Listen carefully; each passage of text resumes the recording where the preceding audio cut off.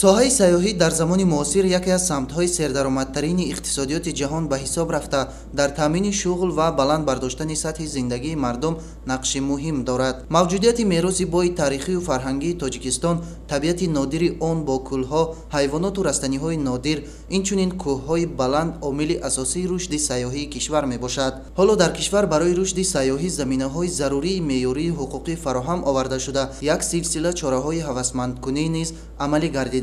ташкили минтақаҳои байналмилалии сайёҳӣ ба талаботи замони муосир ҷавобгӯ гардонидани инфрасохтори соҳа ва қабул гардидани барномаву қонунҳои соҳавӣ аз ҷумлаи онҳо ба шумор мераванд.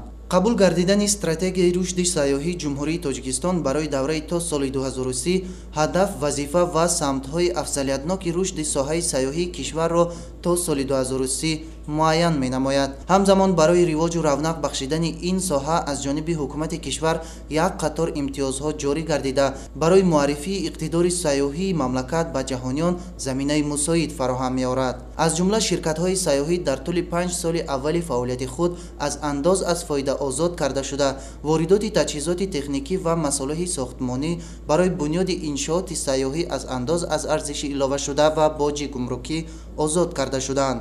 ҳамзамон низоми содакардашудаи раводид барои шаҳрвандони як қатор кишварҳои ҷаҳон ҷорӣ гардида, шабакаи ягонаи электронӣ ба кор андохта шудааст. ин тадбирҳо имкон дод ки теъдоди ҷаҳонгардон дар Тоҷикистон зиёд гардад ва дар соли 2023 ба 1 миллиону 200 ҳазор нафар расад. ҳоло барои зиёда аз 50 давлат низоми яктарафаи раводид ҷорӣ шудааст ки тавассути он шаҳрвандони ин кишварҳо метавонанд бо ҳама намуди шиносномаҳои хориҷӣ ба ҷумҳурии Тоҷикистон бе раводид ворид шаванд ва дар ҳудуди кишвар ба муддати 30 рӯз бимонанд. ворид гардидани ёдгориҳои таърихии Тоҷикистон ба феҳристи умумибашарии ЮНЕСКО низ аз тадбирҳои муҳими ҷалби таваҷҷӯҳи сайёҳони дунё ба имкониятҳои кишвар мебошад. соли 2023 15 ёдгории таърихиву фарҳангии тоҷикон ба феҳристи фарҳанги моддӣ ва ғайримоддии ЮНЕСКО ворид шуд ки сабаби эътибори бештар пайдо намудани фарҳанги бостонии миллати тоҷик дар байни ҷомеаи башарӣ гардид. номинатсияҳои миллӣ аз қабили чакан ҳунари гулдузӣ дар ҷумҳурии Тоҷикистон, анъанаи бофтани атласу адрас, донишу таҷрибаҳои анъанавии истеҳсоли матоъҳои атласу адрас, тазҳиб, санъати зарҳалкорӣ ва ҷашни сада ба феҳристи репрезентативии ЮНЕСКО шомил шудаанд.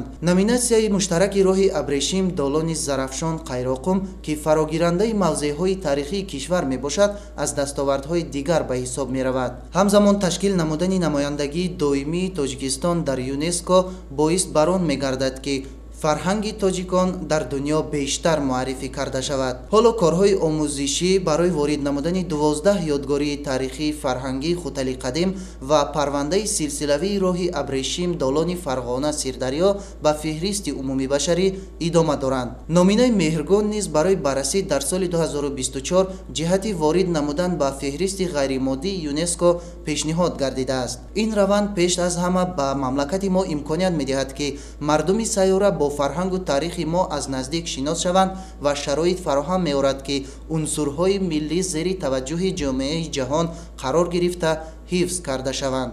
дар натиҷаи андешидани тадбирҳои муассир, соҳаи сайёҳӣ яке аз самтҳои афзалиятноки иқтисоди миллӣ муайян шуда, ба даврони рушди бесобиқа расида, зарфиятҳои сайёҳии ҷумҳурии Тоҷикистон ба ҷомеаи ҷаҳонӣ ба таври шоиста муаррифӣ гардиданд ва ҷаҳониён Тоҷикистонро ҳамчун ҷавҳари кашфнашуда шинохтанд ва эътироф намуданд. дар баробари ин, бо амалӣ намудани нақшаҳои пешбинишудаи соҳаи сайёҳӣ ба таври зарурӣ ва мувофиқ ба меъёрҳои муосиру байналмилалӣ истифода намудани захираҳои сайёҳии ҷумҳурӣ имкон фароҳам меорад то ташрифи сайёҳони хориҷӣ ба Тоҷикистон бештар гардад.